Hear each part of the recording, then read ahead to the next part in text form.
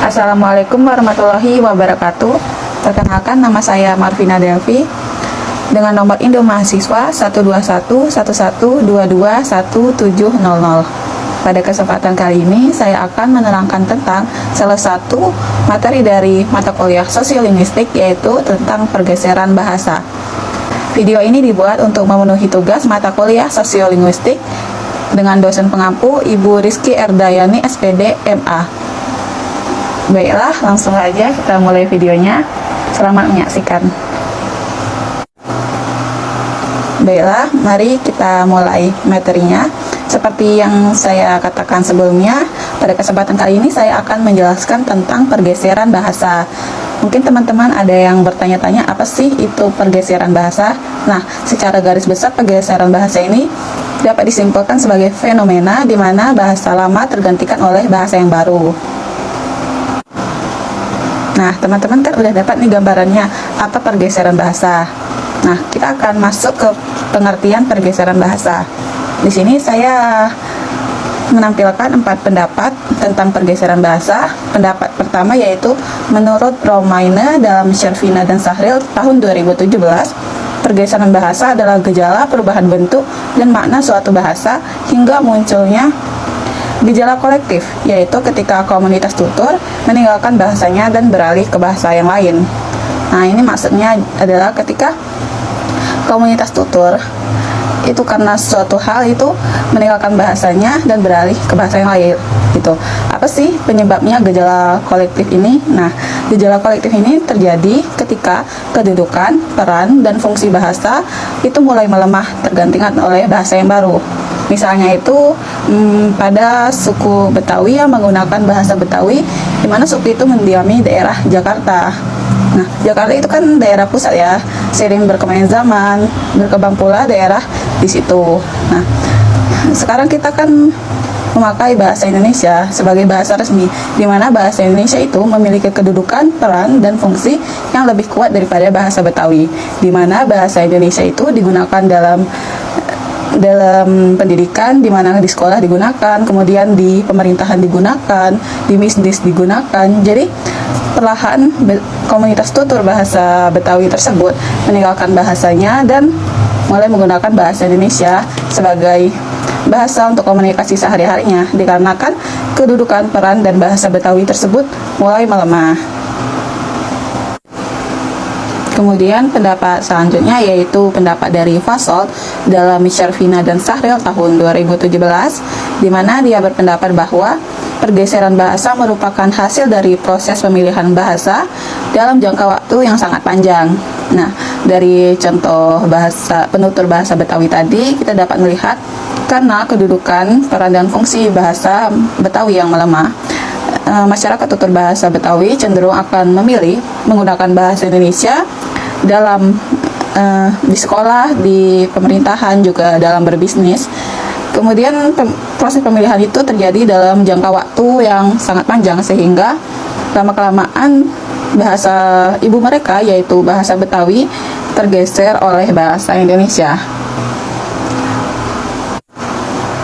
Kemudian ada pendapat selanjutnya yaitu dari Krida Laksana dalam Shervina dan Sahril tahun 2017, menyatakan bahwa pergeseran bahasa merupakan perubahan secara tetap dalam pilihan bahasa seseorang untuk keperluan sehari-hari, terutama sebagai akibat migrasi. Nah, ini maksudnya, ini contohnya ketika seseorang dia merantau ke tempat perantauan, kemudian dia memilih untuk menggunakan bahasa masyarakat setempat, di mana dia perlu melakukan itu untuk keperluan sehari-harinya, yaitu berkomunikasi dengan masyarakat setempat. Karena pemilihan yang tetap ini, dia memilih untuk menggunakan bahasa setempat, bahasa masyarakat setempat, dan meninggalkan bahasa ibunya. Lama-kelamaan terjadilah pergeseran bahasa pada dirinya. Kemudian pendapat selanjutnya yaitu pendapat dari Cair dalam Shervina dan Sahril 2017 menyatakan bahwa pergeseran bahasa menyangkut masalah penggunaan bahasa oleh seorang penutur atau sekelompok penutur yang bisa terjadi sebagai akibat perpindahan dari satu masyarakat tutur ke masyarakat tutur lain. Nah, ini maksudnya Mirip dengan yang tadi, di mana seorang penutur pindah dari satu masyarakat tutur ke masyarakat tutur lain, di mana karena hal itu dia harus menggunakan bahasa masyarakat setempat untuk keperluan komunikasi sehari-hari. Maka dari itu, itulah di mana terjadinya pergeseran bahasa. Nah, dari keempat pendapat yang telah kita ketahui tadi, dapat kita simpulkan bahwa pergeseran bahasa adalah sebuah fenomena di mana suatu bahasa yang lama tergantikan oleh bahasa yang baru.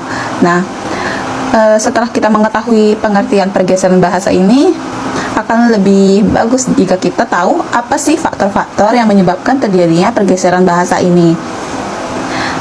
Kita akan bergeser ke slide selanjutnya, yaitu faktor-faktor yang menyebabkan terjadinya pergeseran bahasa. Di sini ada 6 faktor yang menjadi penyebabnya, yaitu yang pertama migrasi atau perpindahan penduduk, yang kedua itu ekonomi, yang ketiga itu pendidikan, yang keempat sosial, yang kelima demografi, dan yang terakhir yaitu sikap bahasa. Kita akan membahas faktor-faktor ini satu persatu. Dimulai dari faktor migrasi atau perpindahan penduduk. Faktor migrasi atau perpindahan penduduk ini memiliki dua bentuk kemungkinan yang menyebabkan terjadinya pergeseran bahasa. Yang pertama yaitu ketika komunitas-komunitas kecil, kelompok-kelompok kecil penutur, mereka itu pindah dari satu wilayah ke wilayah yang lain atau ke negara lain, di mana hal tersebut menyebabkan mereka tidak dapat menggunakan bahasa ibu mereka. Kemudian mereka berbaur dengan lingkungan sekitar mereka di negara baru dengan menggunakan bahasa masyarakat setempat. Nah, itu bentuk yang pertama. Bentuk yang kedua itu yaitu ketika gelombang-gelombang besar penutur pindah dari satu wilayah ke wilayah kecil di mana penduduk setempatnya itu sangat sedikit. Nah, akibat dari perpindahan ini menyebabkan bahasa masyarakat setempat kemungkinan akan tergeser oleh bahasa dari gelombang-gelombang penutur ini yang berpindah. Nah, karena populasi dari gelombang-gelombang penutur ini yang lebih dominan, maka bahasa mereka kemungkinan besar juga akan lebih dominan dan menggeser bahasa masyarakat setempat. Setelah kita mengetahui bagaimana faktor migrasi atau perpindahan penduduk mempengaruhi pergeseran bahasa, kita akan beralih ke faktor selanjutnya, yaitu faktor ekonomi. Nah, faktor ekonomi ini ternyata juga berperan penting dalam pergeseran bahasa, di mana ketika suatu wilayah itu berkembang pesat dan menjadi pusat industri, maka bahasa yang digunakan dalam bisnis dan perdagangan akan mendominasi bahasa di sekitarnya, yaitu bahasa masyarakat setempat. Nah, karena untuk berdagang atau berbisnis, masyarakat itu dituntut harus menggunakan suatu bahasa yang sudah biasa digunakan dalam perdagangan dan bisnis, maka masyarakat mau tidak mau harus belajar bahasa itu untuk memperlancar bisnis atau perdagangannya. Contohnya itu dalam perdagangan internasional atau industri global, di mana seperti yang kita ketahui bahasa yang digunakan itu adalah bahasa Inggris. Nah, jadi masyarakat cenderung akan belajar bahasa Inggris agar dapat berbisnis atau berdagang di ranah internasional. Kemudian ada lagi faktor yang selanjutnya, yaitu faktor pendidikan. Faktor pendidikan ini ternyata juga berperan penting nih dalam pergeseran bahasa, dimana kalau kita sekolah itu kan kita diajarkan bahasa asing, kemudian dalam lingkungan sekolah kita juga diwajibkan berbahasa Indonesia. Nah, dari pendidikan di sekolah ini banyak bahasa-bahasa daerah yang mulai tergeser. Mengapa demikian? Nah, anak-anak didik itu kan mereka pergi ke sekolah, kemudian mereka berkomunikasi dengan teman-teman yang menggunakan bahasa Indonesia. Mereka akan terbiasa menggunakan bahasa Indonesia juga selain menggunakan bahasa ibu mereka. Nah, mereka akan menjadi bilingual, di mana bilingual itu berpotensi untuk sebagai penyebab pergeseran bahasa, di mana mereka mungkin akan lebih mahir berbahasa Indonesia dibandingkan berbahasa ibu mereka, begitu. Kemudian ada faktor yang selanjutnya, yaitu faktor demografi. Nah, faktor demografi ini mencakup perubahan dalam jumlah, distribusi, dan komposisi penduduk di suatu wilayah. Misalnya itu ketika terjadi migrasi besar-besaran nih ke suatu wilayah. Kemudian bahasa para imigran tersebut kemungkinan akan mendominasi di wilayah itu dan menggeser bahasa masyarakat setempat. Ada juga dalam bentuk lain di mana dalam suatu masyarakat dan suatu wilayah itu salah satu etnis berkembang, mereka populasinya menjadi lebih banyak daripada etnis yang lain di wilayah itu. Nah, bahasa salah satu etnis ini karena populasi mereka banyak, maka bahasa mereka cenderung akan lebih dominan dan menggeser bahasa-bahasa yang lain. Nah, itu adalah bentuk pergeseran bahasa akibat faktor demografi. Faktor yang selanjutnya yaitu adalah faktor sosial. Nah, faktor sosial ini di mana terjadi interaksi sosial seorang penutur dengan masyarakat tutur atau penutur lain yang memiliki bahasa yang berbeda. Nah, karena interaksi sosial yang terjadi terus-menerus ini, di mana seorang penutur ini kemungkinan akan mahir juga menggunakan bahasa dari penutur atau masyarakat tutur yang menggunakan bahasa yang berbeda ini. Jadi dia mengerti dan mahir menggunakan bahasa mereka juga gitu. Karena interaksi sosial yang terjadi terus-menerus, kemungkinan besar seorang penutur ini akan menjadi seorang bilingual, di mana seperti yang sudah saya sebutkan sebelumnya, bilingual ini berpotensi terjadinya pergeseran bahasa, di mana kemungkinan penutur ini menjadi lebih mahir menggunakan bahasa yang berbeda daripada bahasa ibunya sendiri karena interaksi sosial yang terjadi terus-menerus tadi. Kemudian adapun faktor yang terakhir yaitu adalah faktor sikap. Maksudnya ini adalah sikap masyarakat terhadap bahasa itu, di mana masyarakat memandang bahasa itu seperti apa sih. Nah, hal itu akan mempengaruhi pergeseran bahasa. Misalnya itu masyarakat itu memandang suatu bahasa itu lebih bergengsi atau lebih keren jika digunakan, atau mungkin lebih bermanfaat jika digunakan dalam sektor ekonomi, bisnis. Nah, masyarakat tersebut akan cenderung beralih menggunakan bahasa yang baru dan meninggalkan bahasa ibu mereka karena pandangan tersebut. Nah, itulah tadi ke-6 faktor yang menyebabkan pergeseran bahasa. Nah, selanjutnya saya akan menjelaskan contoh dari pergeseran bahasa, di mana contoh yang pertama yaitu Fishman tahun 1972 telah menunjukkan terjadinya pergeseran bahasa para imigran di Amerika. Keturunan ketiga atau keempat dari para imigran itu sudah tidak mengenal lagi bahasa ibunya dan malah telah terjadi monolingual bahasa Inggris. Nah, maksudnya ini adalah berdasarkan temuan Fishman ini, keturunan ketiga atau keempat dari para imigran tersebut, maksudnya adalah cucunya atau cicitnya itu udah nggak mengenal lagi bahasa ibu mereka. Mereka malah menjadi monolingual bahasa Inggris, yaitu mereka hanya mahir menggunakan bahasa Inggris saja. Proses terjadinya pergeseran bahasa itu dapat kita lihat di diagram yang telah saya tampilkan. Teman-teman bisa lihat pada kolom yang pertama, yaitu pada awalnya para imigran ini itu adalah seorang monolingual bahasa ibu, di mana mereka hanya mahir menggunakan bahasa ibu saja begitu. Kemudian lama-kelamaan tinggal di sana, mereka menjadi bilingual bawahan, di mana mereka tetap lebih mahir menggunakan bahasa ibu mereka, namun mereka juga dapat menggunakan bahasa Inggris begitu. Kemudian semakin lama tinggal di sana, mereka menjadi bilingual setara. Nah, bilingual setara itu di mana kemahiran mereka menggunakan bahasa Inggris, kemudian kemahiran mereka menggunakan bahasa ibu mereka itu setara, sama. Jadi nggak ada yang lebih mahir gitu. Mereka mahir menggunakan kedua bahasa tersebut begitu. Kemudian lebih lama lagi gitu kan, mereka menjadi bilingual bawahan kembali. Nah, di mana bahasa Inggris mereka malah lebih dominan, mereka lebih mahir gitu menggunakan bahasa Inggris daripada bahasa ibu mereka sendiri. Kemudian pada keturunan ketiga atau keempat dari para imigran itu, malahan mereka menjadi monolingual bahasa Inggris, di mana mereka hanya mahir menggunakan bahasa Inggris, bahkan tidak mengenal lagi bahasa ibu mereka begitu. Kemudian contoh yang selanjutnya saya akan menampilkan video di mana teman-teman bisa menonton videonya. Video ini bersumber dari YouTube Tonight Show Net yang menampilkan mantan personil JKT48 yaitu Haruka Nakagawa yang menggunakan bahasa Indonesia dalam kehidupan sehari-harinya. Nah, teman-teman bisa tonton dulu videonya berikut ini.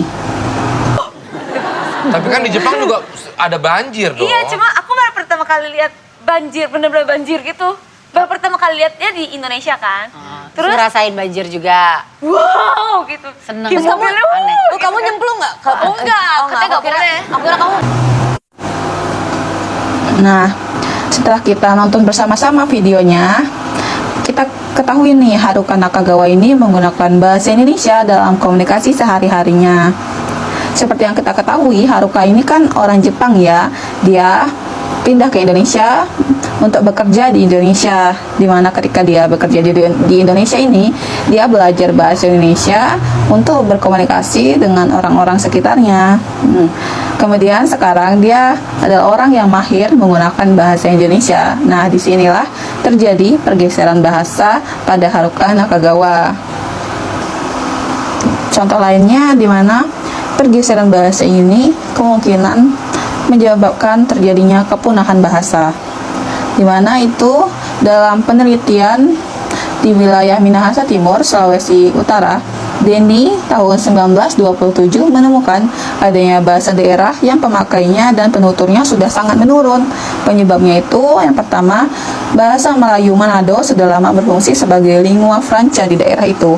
Nah, apa sih lingua franca itu? Lingua franca itu adalah bahasa pergaulan, yaitu bahasa yang digunakan untuk berkomunikasi oleh masyarakat yang terdiri atas etnis yang berbeda-beda begitu.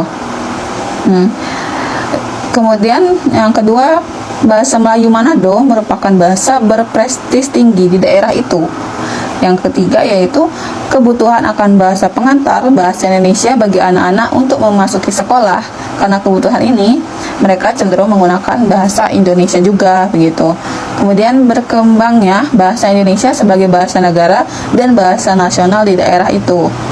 Nah, begitu juga dengan laporan Yahya tahun 1977 mengenai penutur bahasa Tondano yang juga mulai beralih ke bahasa Melayu Manado dan meninggalkan bahasa pertamanya yaitu bahasa Tondano. Nah, itu tadi contoh-contoh pergeseran bahasa. Setelah mengetahui pengertian pergeseran bahasa, faktor-faktor pergeseran bahasa, kemudian contoh pergeseran bahasa, ada baiknya kita mengetahui apa sih dampak dari pergeseran bahasa ini. Nah, dampaknya ini ada dampak positif dan dampak negatif. Dampak positifnya itu yang pertama, mempermudah berkomunikasi dengan masyarakat di lingkungan tempat tinggal yang baru gitu.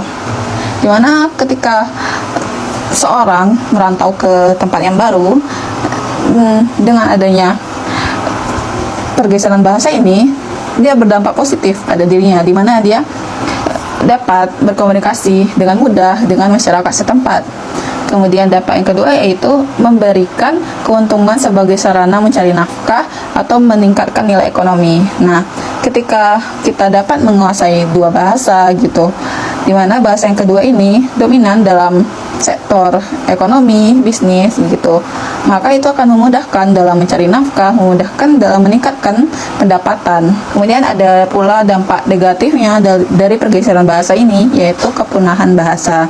Pergeseran bahasa yang berlangsung terus-menerus dalam jangka waktu yang lama itu kemungkinan besar akan menyebabkan terjadinya kepunahan bahasa, seperti contoh terakhir yang saya jelaskan tadi, di mana bahasa Melayu Manado ini mendominasi gitu, sehingga bahasa-bahasa daerah yang lain itu mulai ditinggalkan penuturnya. Penuturnya pun menjadi sangat sedikit dan ini mungkin akan menyebabkan kepunahan di kemudian hari. Baiklah, sebelum saya mengakhiri penyampaian materi saya pada kesempatan kali ini, ada baiknya kita mengingat kembali apa-apa saja yang telah kita bahas mengenai pergeseran bahasa. Nah, yang pertama yaitu ada pengertian pergeseran bahasa, di mana pengertian pergeseran bahasa itu adalah suatu fenomena di mana bahasa yang lama tergantikan oleh bahasa yang baru.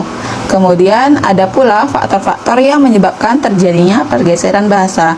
Yang pertama itu adalah faktor migrasi atau perpindahan perpindahan penduduk, yang kedua yaitu faktor ekonomi, yang ketiga faktor pendidikan, yang keempat faktor sosial, yang kelima faktor demografi, dan yang keenam faktor sikap. Kemudian ada pula dampak dari pergeseran bahasa ini, ada dampak positif dan dampak negatif. Baiklah, sekian penyampaian materi dari saya. Mohon maaf atas segala kekurangan dan kesalahan dalam video ini. Semoga video ini dapat bermanfaat bagi teman-teman semuanya. Wassalamualaikum warahmatullahi wabarakatuh.